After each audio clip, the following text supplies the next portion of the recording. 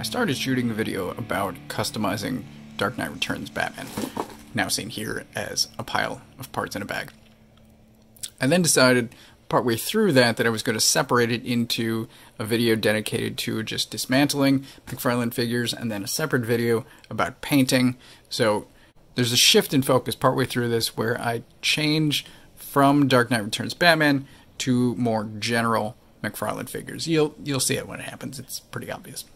For anyone unfamiliar, these figures are usually pretty easy to pull apart. So let's see. That's one arm. There's an arrow inside. I haven't seen this before. That's interesting. So we've got arm.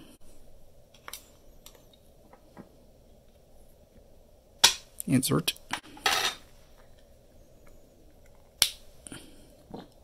Another arm. Another arrow. Insert. Let's see how easy the feet are. I'm hoping. Foot. No. You can actually see how the mechanism works. So it's a ball peg with a pin, and then the ankle rotates around that pin. This should have come out with this half. That is interesting.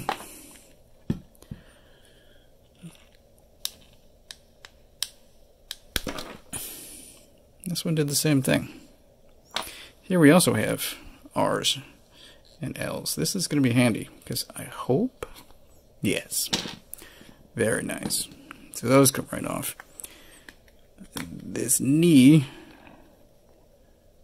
has to be glued onto the knee piece. So I'm going to leave that alone for now. I don't know. Let me see.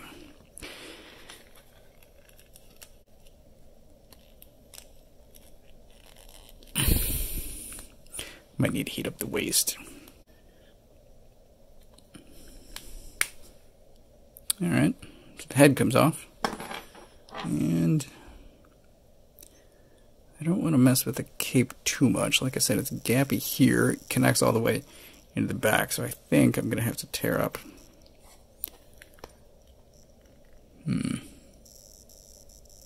I guess we'll see.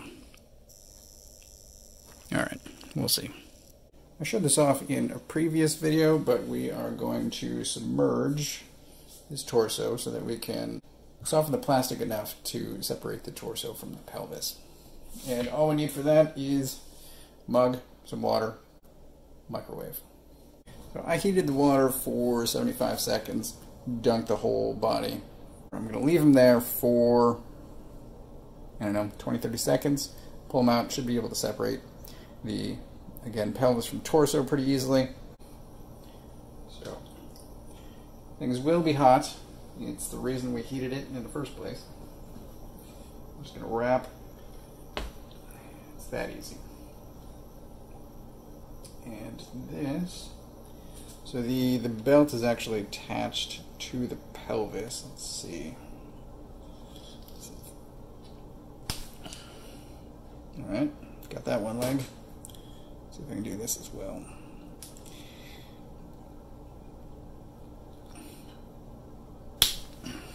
There we go. Since the torso has already been heated, I'm going to see if I can remove the cape at the same time. So you can see the glue is up in here. And the glue has also been warmed. I might have to do this off camera. It's a little hard to do with the camera between me. Let's see. A pile of tools here as well.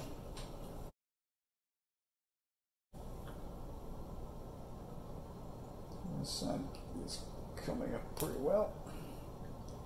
That's one side. That's one side off. See, it's still attached here at the back.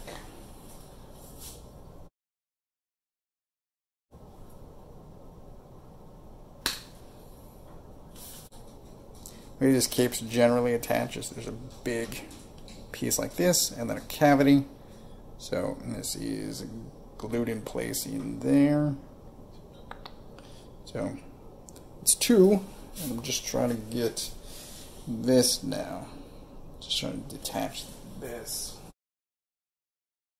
I had to reheat the water and resubmerge it, but I now have a cape separated from the torso. The glue on this side, at least on mine, was far stronger than the glue on this side. You can see there's all sorts of residue on this side and practically nothing on this side. Residue on this side, practically nothing on this side. And when the time comes, actually I'll sand this a little bit down before I start painting, but when the time comes I will re-glue this directly into those same cavities. It's good to go. So I now have a mostly dismantled figure. The one thing I haven't decided yet is whether or not I'm going to pop the pins on the elbows and knees, at least as far as the legs go. So there's 2 pins, double jointed. This would be easy to push out. This one, because it's partially obscured by the thigh armor, is going to be far more difficult to deal with. And then you could also take this part out. I will show that separately. But as far as the elbows, it's a smaller pin, which is kind of surprising. But it should be easy to push out. There's nothing obstructing it. So you could then take the upper and lower arms apart, but I'm not sure. Just because there's so little movement already, I don't know that there's a point, really. Should be able to paint it just fine as is.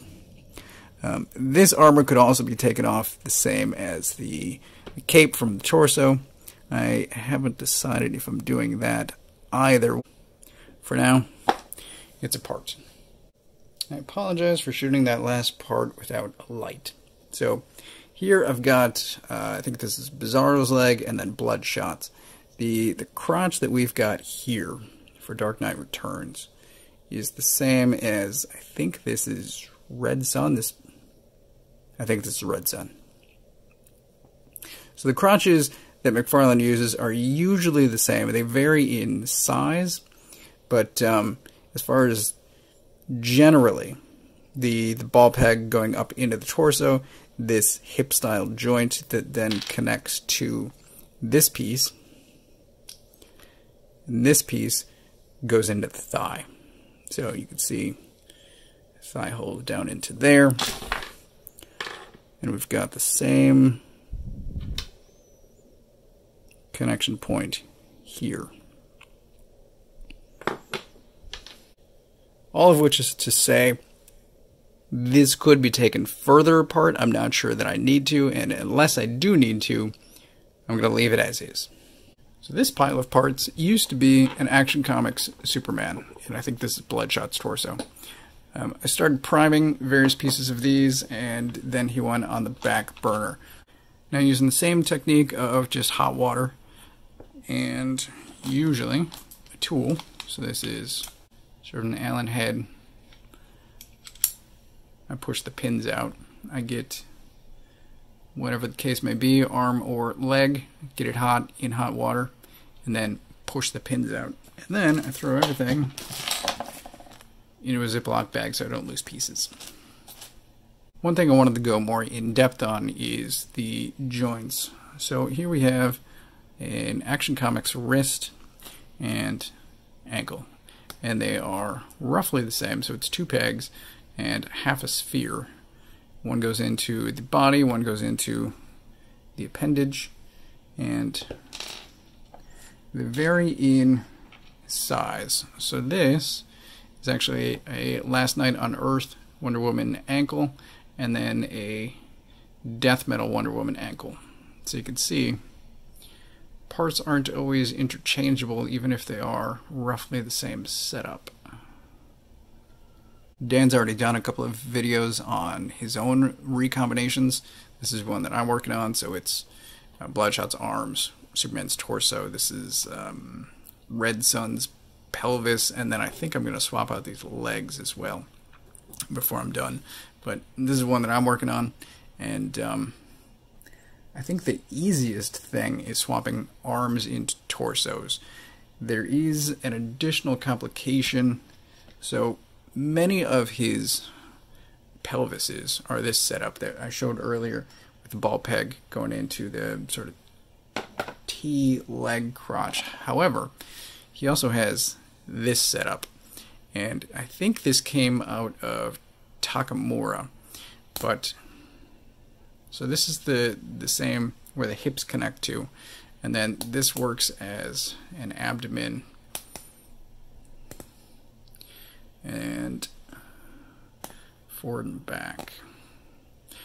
So I know of 3 offhand. This came from Takamura.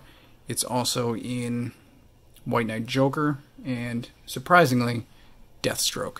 So not everything is fully interchangeable. I think if you're going down this route, you're going to have to do some experimenting. I also advise getting some plastic bags or some drawers. This is just a bag of arms. You got some Fortnite, some Mortal Kombat. I think that's a My Hero Academia.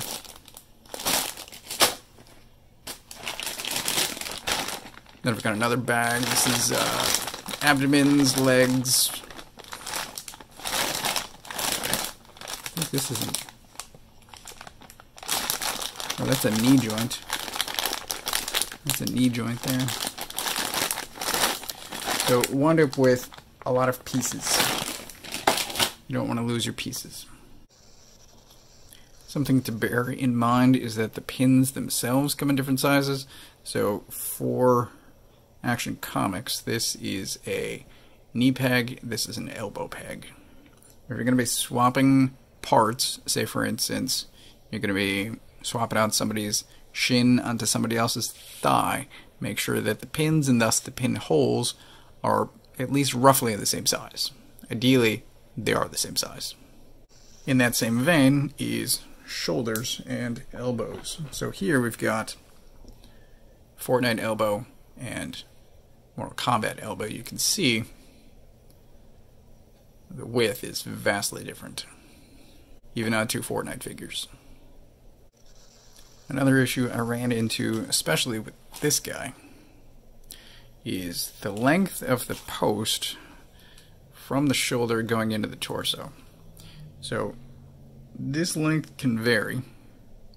So these are roughly the same size. These are very different. And this relates to how far the arm is going to stick out from the torso. So for this guy in particular, his arms used to be more like this. And I didn't want that. So I performed some surgery. And now I can stick his arms almost all the way down to his sides. What I'm trying to say, roughly, is that even though these things are easy to take apart and reassemble, it's not always easy to swap parts from one figure to another. Once you are ready to recombine, whether you're painting in between there or not, just do the same process in reverse. Heat it up, push pins back in, reassemble it the same way that you dismantled it, and just know that not every combination you want might wind up working. I've actually run into issues where, because of the differences in joint sizes, that things don't recombine the way I had hoped. It looks more interchangeable than it sometimes is. However, these are still, I'm going to say, incredibly easy to take apart, put back together, paint however you want. I really like these figures. I think that's all I have to say about dismantling. Dan thinks I've done this more than him. I'm not sure if that's true, but if you do have any questions, just leave a comment below. We will answer it to the best of our knowledge. Stay tuned for additional customizing videos, and specifically the one that I had set out to originally do, painting and finishing this guy. Thanks for watching.